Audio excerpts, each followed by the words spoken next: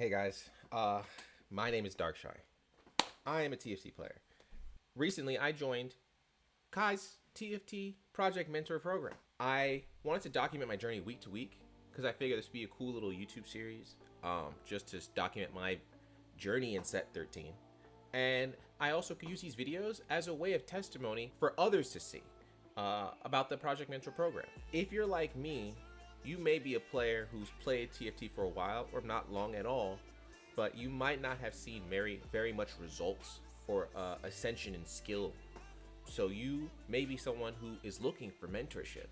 So I want this to be a very easy access method to see someone who wants to do that, and then you can see if this program or similar programs are a good fit for you. A little history on me. I've been playing TFT since set 1. I first hit Masters in set 4.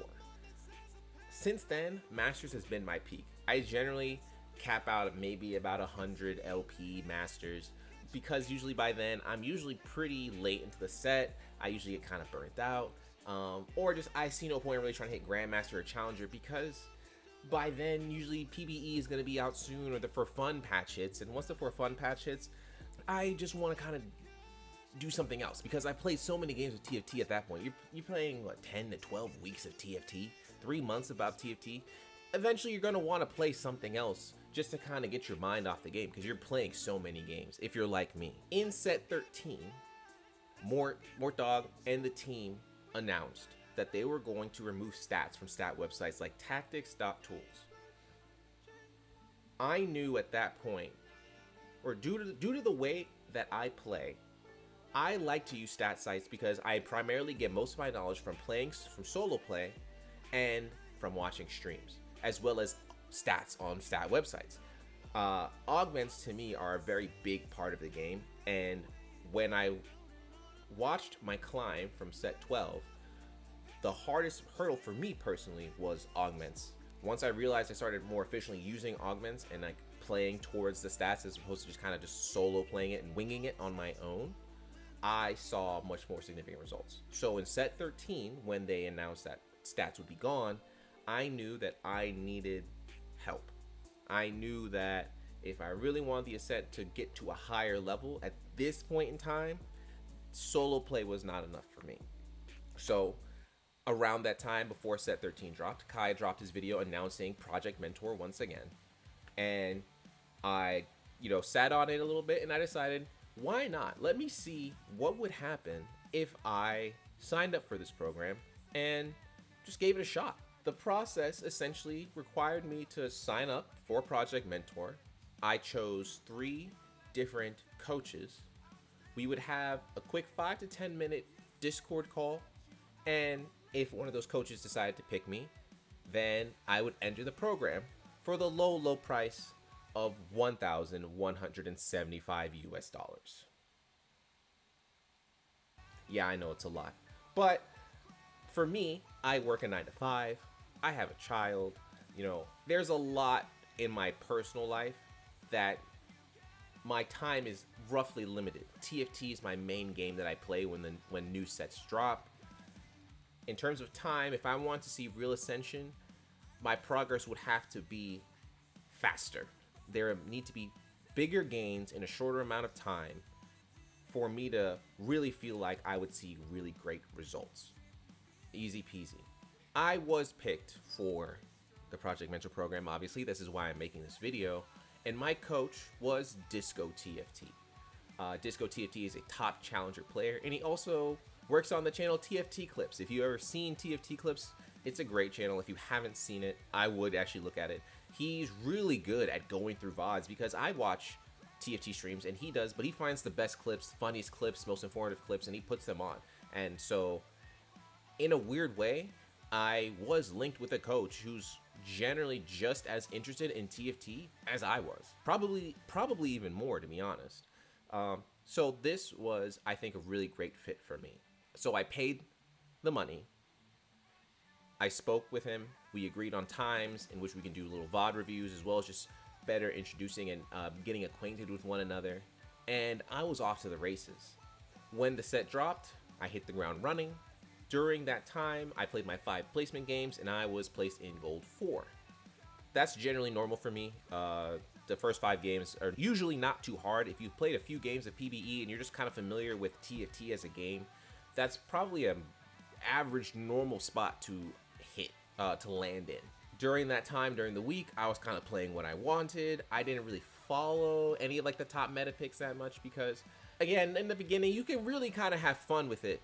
It's, you know, if you're not really going for snapshots or anything like that, you can kind of just play the set and no one really knows what's super broken. Like, there are some outliers, obviously, like Black Rose, but for the most part, if you just have a general sense of the game and decent fundamentals, you can almost play what you want and hit a top 4, which is what I did. And my journey to Ascend essentially started.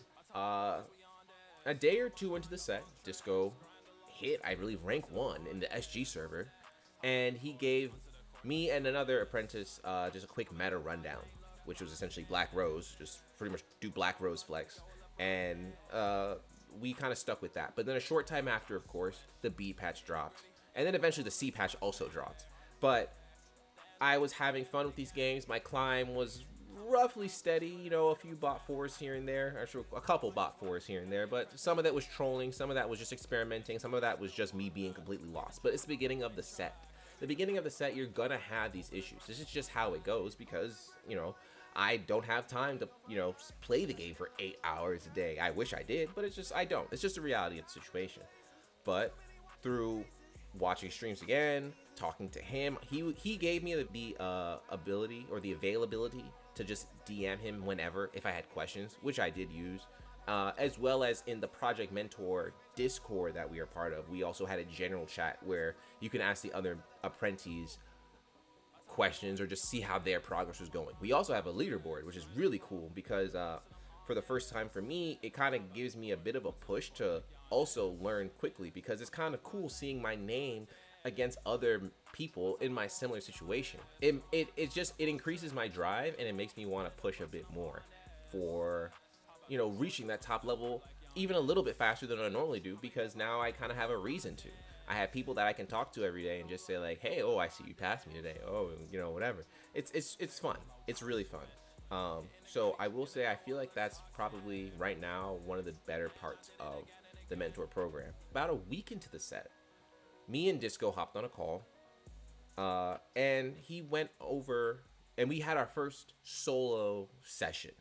This was kind of a nervous time for me because I had one coaching session before with another challenger player, but during that time I didn't really know what to expect from that type of session. And it was a one live game and as well as one VOD review. And while it was informative, I definitely knew that one coaching session isn't really enough to necessarily see significant gains. You will get better, you will receive better knowledge because a player who is better than you is going to say, hey, here are your mistakes and these are things that you can do better. But overall, I knew that constant sessions would be helpful.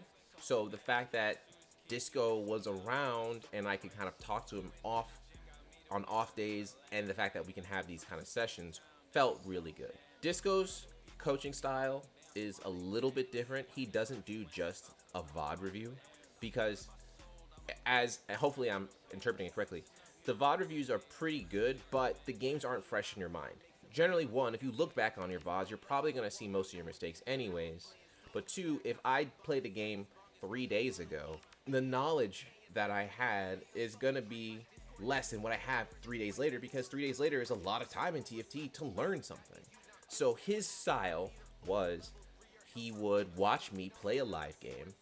I would play that game, and then afterwards we would immediately jump into VOD review. So the game itself is still fresh in my mind, so I'm very aware of my decisions during that game. And then he can also do the same. Pick out what I could do better, what, you know, just small mistakes or even big mistakes that I was doing. To me, so far during that time, it felt great because I like to ask a lot of questions. Disco TFT has experience in this coaching. So the session, to me, while I was initially nervous while I did the first game, I still went first, and then he was able to look at that and we went one on one, and we were able to see what I did wrong. It was really good. I also like the call that you recognize that, like, hey, I'm sitting on 64 gold. My rolls are inefficient. I don't have Mundo pair. I don't have Garen pair. I'd have to dig a lot to find any upgrades. It's better to just level here, Yeah. right? Yeah. I think that makes a lot of sense. You also have enough HP to play with. We're on 58 HP, so we can definitely afford to sack a few runs if we need to. Mm-hmm. Love that. Love to see it. Here's where I slightly disagree. Okay. Mm-hmm. I think you should level on 5-2. Like right here. I would level immediately. Mm. Yeah. What? Because I would level because now you have Garen pair and you have Mundo pair, and you can just roll and try to hit at least one of them on level 9 odds. Mm-hmm. If nothing else, you at least get the Garen in, right? Okay. The reason being is right now we didn't get punished, but on a stronger lobby, like sacking rounds on stage 5 is so dubious because if you sack 5-2, you also have to, you're committed to also sacking 5-3, 5-3. right? Yep. I did. I thought about that. That's basically minus 20 HP. Yeah. Like minus 24, minus 25 HP, right? That's like sacking 50% of your HP. I'm not very comfortable with that. Yeah. Oh, over here, yeah, this is the doctor fight I was talking about. This is a leveling diff. If we level, we win this fight every single time. Yeah. Yeah. Oh yeah, you're right. Like, we just win. Yep. We would have won. Like, we don't even need to like roll. Like, literally just leveling and putting in Garen and maybe just playing another Mundo, we win this fight. Yep. God, you love to see it, but like concepts you talk about that like affect a percentage of games actually tangibly like happen, and you're like, see, punished, Right. immediately punished. In real time, yep. It felt good because I also knew this wasn't my only session. I knew that next week we were going to have another one. And when I have that session, I'll make an update video. I felt really good afterwards. It definitely instilled a bit more confidence in the 1,175 US dollars that I paid. So that was really good. That same night, there was also the group session with all the apprentices. It was with Kai, Disco was there, and we watched an Ace of VOD review. That was also really great. If you are someone like me, I have one other friend who plays TFT, but he doesn't follow like streamers as much as really I do. He doesn't really follow the competitive scene as much as I do. And in terms of getting better, our ascent was fun, but it was generally pretty slow because we weren't studying meta picks really all that much. I like to look at stats, but he doesn't care for stats that much. I like to look at brand new comps and such. The dynamic of how like serious I took TFT was not the same as the way he did. The dedication to the game, or how like my goals for the game don't always add up. So during off time, he's not the type of person to talk about TFT. But this apprentice session was really nice. During the apprentice session, we get to do this VOD review, and there's like 10 people in the room, and we're just bouncing ideas off one another. Why did Asa make that decision? Why did he pick this augment? Why didn't he pick this augment? Look at this board. Could he have done this different?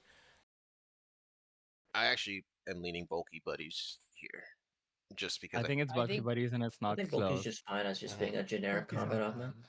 Yeah, I agree as well. I do think it's bulky buddies. I don't think any of these. Portable Forge literally adds nothing to your board right now because you already have triple itemized carry. Like True. in your high roll situation, it gives you 0 tempo. He rolled it. Dude, this guy is like always doing everything else that I would never do. Okay, never Yeah, mind. I kind of agree. Like I don't like. I mean, it's good though. Like I think it's good that you reason through it. And the TFT nerd in me just felt so good. I felt like this is what I really was looking for. So I can say, within like that first week, it felt really good. And all in all, about after 61 games, I hit Emerald 4. The climb feels pretty good. I'm trying to also reduce like the bot 4s, obviously, like everyone else does. But the direction I feel like I have feels really good. It's rare so far that I feel lost, which is normal for me. Before, getting lost kind of involved me losing LP, having to figure out what I did wrong, and hoping that that conclusion that I came to was correct. But now with Project Mentor, at the very least, I can say, hey, here's a thought process, or here's a decision that I came to and how I came to that decision. What do you think? And other players can chime in, as well as my mentor can chime in. That's something I think is really great. So to wrap up the video and kind of keep everything roughly brief, I want to document this and this was week 1 of my journey. I would love to be able to stream, but I don't have the capability of really streaming. My internet is pretty lackluster for a Twitch stream. For a Discord stream or for a VOD, that's fine. Maybe I might post a VOD or two in the channel as well, if just to kind of, again, just document my play, so we could be like, hey, here's me week 1. Here's a place I'm making week 2. Here's week 3, and so on and so forth. So I just want to thank you guys for watching, if you got this far. And I hope that next week I can do another VOD update, and we can go from there.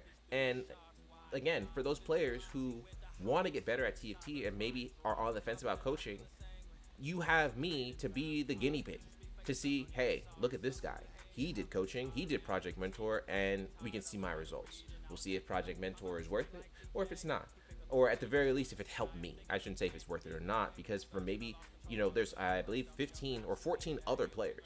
So if it's good for them, you know, not good for me, that doesn't necessarily mean that the program is bad either. But overall, it's a good way for me to document it and for others to see my journey and hopefully hitting a higher rank in TFT. I'm going for Challenger. That's the goal, because it'd be really great. I've never hit Challenger in a game. I've never hit like the top 0.001%. I've hit Masters on my own. I've hit top rank in like Hearthstone and other games that I played. But this is pretty much my main game now as a 30-something-year-old man. You know, I'm Unk status now. So, again, thanks for watching. Hoping to update you guys. You guys have a great day. Peace.